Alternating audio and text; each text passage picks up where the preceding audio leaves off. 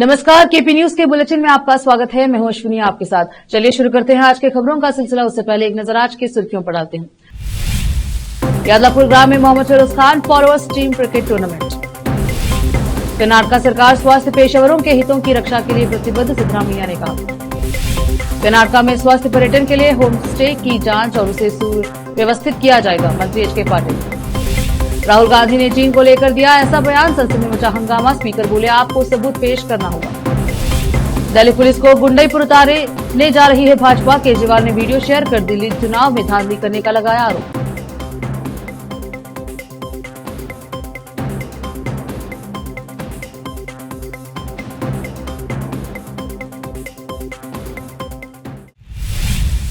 समाचारों का सिलसिला शुरू करते हुए देखते हैं समाचार विस्तार से। यादलापुर ग्राम में आज Firoz Khan forwards cricket tournament का आगाज हुआ। आज यादलापुर में टेनिस बॉल क्रिकेट टूर्नामेंट का पहला मैच खेला गया। मुख्य अतिथि के रूप में एनएसयूआई के नेशनल कोऑर्डिनेटर और बीदर जिला वक्फ सलाहकार समिति के अध्यक्ष मोहम्मद फिरोज खान मौजूद रहे। उन्होंने बुढ़ेरा और यादलापुर की टीम के लिए टॉस किया और दोनों टीमों के मैच की शुरुआत हुई। इस टूर्नामेंट में विजेता टीम को 21,000 रूपये नकद और ट्रॉफी और रनरअप को 11,000 रूपये नकद ट्रॉफी से पुरस्कृत किया जाएगा। इस टूर्नामेंट में कुल 30 टीमें भाग ले रही हैं। यादलापुर ग्राम पंचायत अध्यक्ष सपना संजू कुमार और यादलापुर गांव के सदस्य भीमराव पाटिल और शिवानंद चटनल्ली, सुधाकर कोटे और प्रदीप कोटे और ईश्वर सुल्तानूर सभा के सदस्य सुधाकर फोस्टर और नागेश पाटिल और महबूब पटेल, यादलापुर गांव के युवा और ग्रामीण आदि मौजूद रहे। कैमरामैन महेश दिगे का कवरेज। अधिक जानकारी के लिए केपी न्यूज 24/7 को लाइक एंड सब्सक्राइब जरूर करें। रोकते हैं समाचारों का सिलसिला, लेते हैं छोटा सा ब्रेक।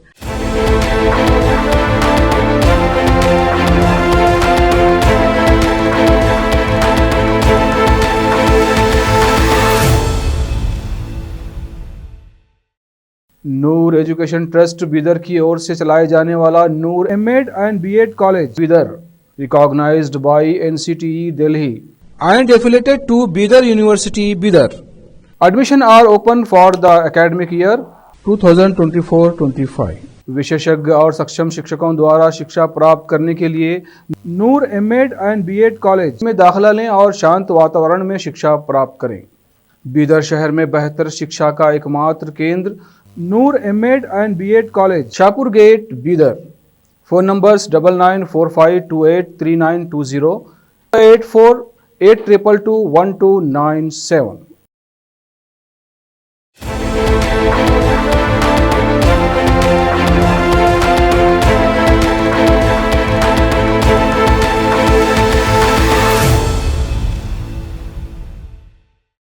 ब्रेक के बाद स्वागत है आपका। देखते हैं समाचार देश के। कर्नाटक के मुख्यमंत्री सिद्धरामैया ने कहा कि राज्य सरकार चिकित्सा अधिकारियों के समुदाय सहित स्वास्थ्य पेशेवरों के हितों की रक्षा के लिए प्रतिबद्ध है, जो समुदाय विशेष रूप से गरीबों के स्वास्थ्य की रक्षा करती हैं। मैसूर में कर्नाटक राज्य सामुदायिक स्वास्थ्य अनुबंध श्रमिक राष्ट्रीय स्वास्थ्य मिशन एसोसिएशन के राज्य स्तरीय सम्मेलन में बोलते हुए उन्होंने कहा कि उनकी सरकार जन समर्थक और समाज समर्थक है। उन्होंने इस बात पर जोर दिया कि एक मजबूत उत्पादक राज्य के निर्माण के लिए लोगों का स्वास्थ्य महत्वपूर्ण है। सीएम सिद्धरामैया ने कहा कि जीवन शैली और जैविक खाद्य उत्पादों की कमी के कारण लोगों में स्वास्थ्य संबंधी समस्याएं बढ़ रही हैं। पुरानी बीमारियों के लिए दवाइयां खोजी जा रही हैं, लेकिन नई बीमारियां सामने आ रही हैं। समुदाय के स्वास्थ्य की रक्षा करना, उन्हें अधिक उत्पादन बनाना और एक मजबूत समुदाय का निर्माण करना सामुदायिक स्वास्थ्य अधिकारियों की चुनौती और जिम्मेदारी है। अधिक जानकारी के लिए केपी न्यूज 24/7 को लाइक एंड सब्सक्राइब जरूर करें। कर्नाटक के कानून, संसदीय कार्य, विधायी और पर्यटक मंत्री एच के पाटिल ने कहा कि राज्य में होम स्टे और सर्वेक्षण जांच का काम चल रहा है। उन्होंने कहा कि स्वास्थ्य और बेहतर पर्यटन के लिए उन्हें उचित प्रमाणन सुनिश्चित करने की आवश्यकता है, क्योंकि कर्नाटक होम स्टे क्षेत्र में सुधार पर काम कर रहा है। केंद्रीय वित्त मंत्री निर्मला सीतारामन ने केंद्रीय बजट पढ़ते हुए पर्यटन क्षेत्र को बढ़ाने के लिए विभिन्न परियोजनाओं को सूचीबद्ध किया, जिसमें होम स्टे के लिए micro union development and refinance agency मुद्रा ऋण प्रदान करना शामिल है। पाटिल ने कहा कि पर्यटन और राजस्व विभाग द्वारा होम स्टे का सर्वेक्षण किया जा रहा है। कुछ चिंताजनक बिंदु हैं और दोनों विभागों के बीच चर्चा चल रही है। प्रमाणन को कड़ा किया जाएगा और प्रत्येक संपत्ति की कड़ी जांच की जाएगी। मैंगलोर सिटी पुलिस ने कोटेकर व्यवसायी सेवा सहकारी संघ डकैती मामले में एक प्रमुख आरोपी को उस समय गोली मार दी जब उसने शहर के बाहरी इलाके में उल्लाल के पास अजिंदका में साक्ष्य जुटाने के दौरान एक पुलिस कांस्टेबल पर हमला कर दिया और भागने का प्रयास किया। चल रही जांच के हिस्से के रूप में उल्लाल पुलिस इंस्पेक्टर बालकृष्णा ने मुख्य आरोपी मुरगंडी थेवर और योसुवा राजेंद्रन को आगे की पूछताछ के लिए 3 फरवरी तक पुलिस हिरासत में ले लिया है। हिरासत में पूछताछ के दौरान मुरगंडी थेवर ने अपराधी की योजना और निष्पादन के बारे में महत्वपूर्ण जानकारी का खुलासा किया। उसने खुलासा किया कि योसुवा राजेंद्र और एक स्थानीय सहयोगी शशि थेवर के साथ नवंबर 2024 में उलाल पुलिस स्टेशन की सीमा के भीतर बैंक के पास अजनादका में मिले थे। इस बैठक में शशि थेवर एक बंदूक लेकर आया और सुरक्षा खामियों के बारे में महत्वपूर्ण जानकारी दी, जिससे डकैती की योजना बनाने में मदद मिली। मुरगंडी ने आगे बताया कि शशि थेवर ने मौके पर हथियार छिपा दिया था। रोकते हैं समाचारों का सिलसिला, लेते हैं छोटा सा ब्रेक।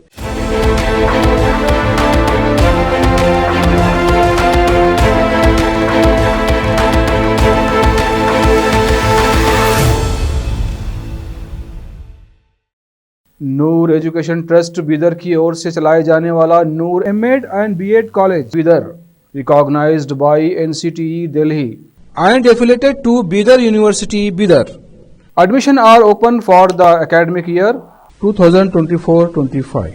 विशेषज्ञ और सक्षम शिक्षकों द्वारा शिक्षा प्राप्त करने के लिए नूर एमएड एंड बीएड कॉलेज में दाखिला लें और शांत वातावरण में शिक्षा प्राप्त करें।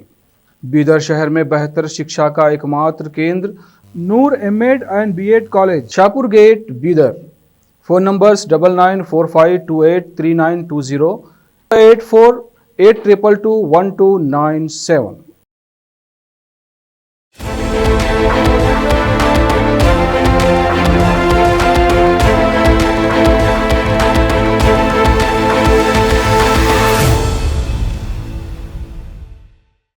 ब्रेक के बाद स्वागत है आपका, देखते हैं समाचार देश के।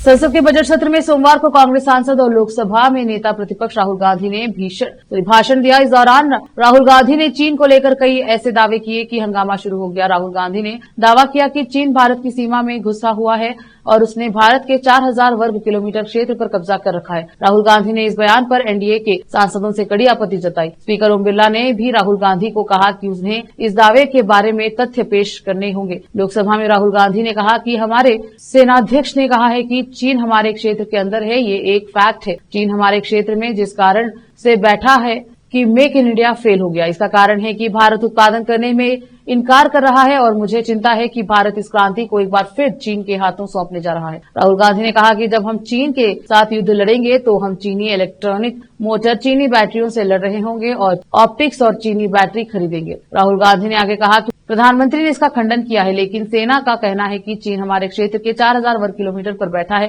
केपी न्यूज 24/7 को लाइक एंड सब्सक्राइब जरूर करें।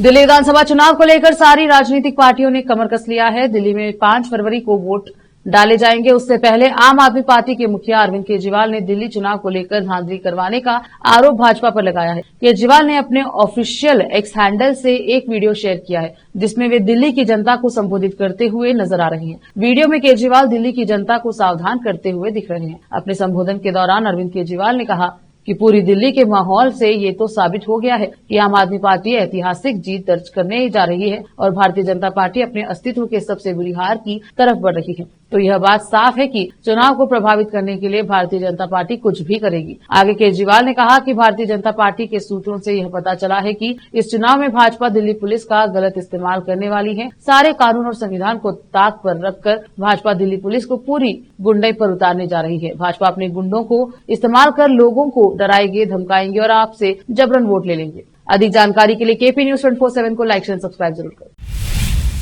सुप्रीम कोर्ट ने प्रयागराज महाकुंभ में हुई भगदड़ को एक दुर्घटनापूर्ण घटना बताया और देश भर से आने वाले तीर्थयात्रियों के लिए सुरक्षा उपाय व दिशा निर्देश लागू करने के लिए निर्देश देने की मांग वाली जनहित याचिका पर सुनवाई से इनकार कर दिया। सुप्रीम कोर्ट ने जनहित याचिका दायर करने वाले वकील से कहा कि वह अपनी याचिका लेकर इलाहाबाद हाईकोर्ट जाए। महाकुंभ भगदड़ को लेकर सुप्रीम कोर्ट के वकील विशाल तिवारी की ओर से यह जनहित याचिका दाखिल की गई है। याचिका में मौनी अमावस्या के दिन हुई भगदड़ पर स्टेटस रिपोर्ट और जिम्मेदार अधिकारियों पर कार्यवाही की मांग की गई। इतना ही नहीं, इसमें सभी राज्यों की ओर से मेले में सुविधा केंद्र खोलने की भी बात कही गई है, जिससे गैर हिंदी भाषी नागरिकों को किसी प्रकार की कोई असुविधा न हो।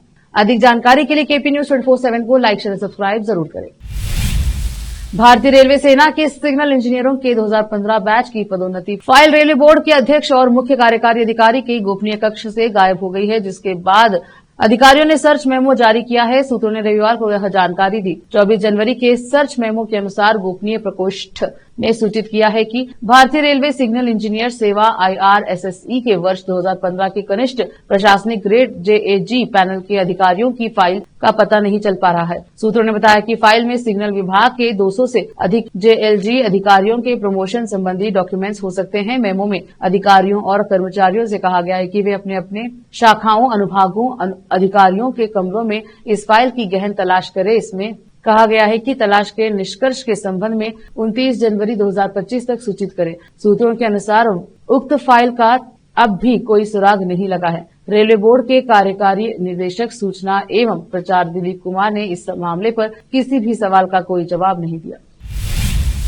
उत्तर प्रदेश जनपद गोरखपुर के विधानसभा चौरी चौरा सरदार नगर ब्लॉक के ग्राम सभा भावापार जोधपुर में 1016वीं जयंती चक्रवर्ती सम्राट शूरवीर महाराजा सुहेलदेव राजभर जी का बहुत ही धूमधाम से उर्स मनाया गया। साथ ही गोरखपुर में पहली बार जिला कार्यालय का उद्घाटन पूर्व विधानसभा प्रत्याशी अजय सिंह उर्फ टप्पू भैया के कर द्वारा किया गया। जयंती कार्यक्रम में उपस्थित प्रदेश महासचिव केशव राजभर भी व्यापार प्रकोष्ठ प्रदेश महासचिव राजेश राजभर, रामचरण राजभर, मंडल उपाध्यक्ष देवेंद्र राजभर, धर्मेंद्र राजभर, राधेश्याम राजभर, सिकंदर राजभर, जिला महासचिव धर्मेंद्र राजभर, दारोगा राजभर, अभिषेक मोहन राजभर, संगीता राजभर आदि लोग इस कार्यक्रम में मौजूद रहे। विकास कुमार भारद्वाज की रिपोर्ट। अधिक जानकारी के लिए KP News 24/7 को लाइक शेयर सब्सक्राइब जरूर करें। करते थे क्या है क्या नहीं थे, सबको जानने का हक है और सबको यह बताना आप लोगों की नैतिक जिम्मेदारी है कि हमारे पूर्वज कैसे वीर योद्धा थे और हम लोग आज की इस हालत में पहुंच गए हैं। इसके लिए जिम्मेदार कौन है? कहीं न कहीं आज का शासन, सरकार, सत्ता इसके लिए दोषी है निश्चित तौर पे कि हम लोग उस ऊंचाई पे नहीं पहुंच पाए जहां हमारे समाज को होना चाहिए था। उसी के लिए आपके नेता ओम प्रकाश राजभर जी निरंतर प्रयास कर रहे हैं। आप लोग भी उनके साथ कंधे से कंधा मिला के चलिए। हम लोगों से भी जो सहयोग बन पड़ेगा निश्चित तौर पे करेंगे। हमारा ये गांव है, घर है, आप लोग हमारे परिवार के सदस्य हैं। आप लोग के बीच में 2022 में मैंने चुनाव लड़ने का काम किया था। चुनाव इसलिए मैं लड़ा था कि हमारी जनता, हमारे क्षेत्र, हमारे लोग हैं। आप टिकट देके किसी को कहीं से भेज देंगे, हम स्वीकार नहीं करेंगे। एक बार फिर से रोकते हैं समाचारों का सिलसिला, लेते हैं छोटा सा ब्रेक।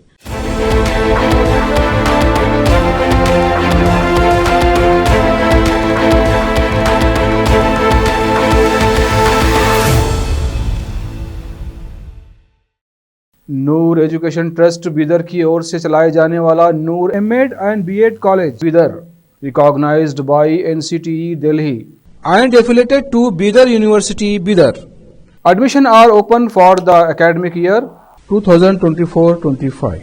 विशेषज्ञ और सक्षम शिक्षकों द्वारा शिक्षा प्राप्त करने के लिए नूर एमएड एंड बीएड कॉलेज में दाखिला लें और शांत वातावरण में शिक्षा प्राप्त करें। बीदर शहर में बेहतर शिक्षा का एकमात्र केंद्र Noor MEd and BEd college, Shahpur gate, Bidar. Phone numbers 9945283920, 8482221297।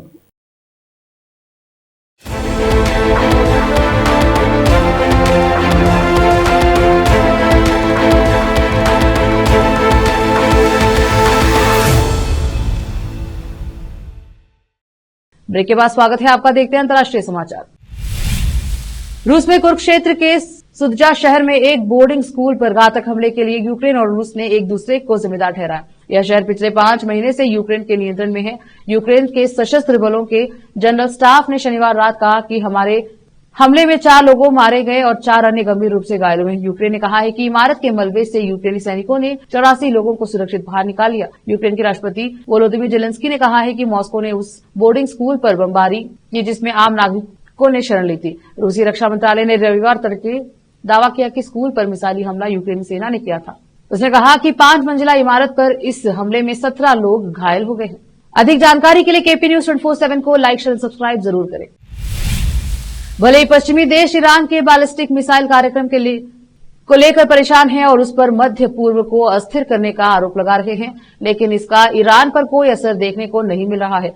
Iran ने रविवार को एक नई बैलिस्टिक मिसाइल दुनिया के सामने रखी। ईरान ने अपनी इस नई मिसाइल को लेकर कहा कि 1700 किलोमीटर की दूरी तय करने में सक्षम है। ईरान के राष्ट्रपति मसूद पेजेश्कियान की मौजूदगी में आयोजित एक समारोह में मिसाइल का अनावरण किया गया। सरकारी टेलीविजन ने मिसाइल की तस्वीर प्रसारित की, जिसे फारसी में एतमाद या ट्रस्ट कहा गया। बताया गया है कि मिसाइल की अधिकतम सीमा 1700 किलोमीटर 1056 मील है और यह ईरानी क्षेत्र मंत्रालय की ओर से निर्मित सबसे हालिया बैलिस्टिक मिसाइल है। ईरान की मिसाइल जखीर में यह सबसे नई है और इजराइल तक मार करने में सक्षम है। ऐसी अधिक जानकारी के लिए केपी न्यूज 24/7 को लाइक, शेयर एंड सब्सक्राइब जरूर करें। फिर से एक नजर आज की सुर्खियों पर। यादलापुर ग्राम में Mohammed Firoz Khan followers team cricket tournament. Karnataka सरकार स्वास्थ्य पेशेवरों के हितों की रक्षा के लिए प्रतिबद्ध, सिद्धरामैया ने कहा। कर्नाटक में स्वास्थ्य पर्यटन के लिए होम स्टे की जांच और उसे सुव्यवस्थित किया जाएगा, मंत्री एच.के. पाटिल। राहुल गांधी ने चीन को लेकर दिया ऐसा बयान, संसद में मचा हंगामा। स्पीकर बोले आपको सबूत पेश करना होगा। दिल्ली पुलिस को गुंडईपुर उतारने जा रही है भाजपा। केजरीवाल ने वीडियो शेयर कर दिल्ली चुनाव में धांधली करने का लगाया आरोप।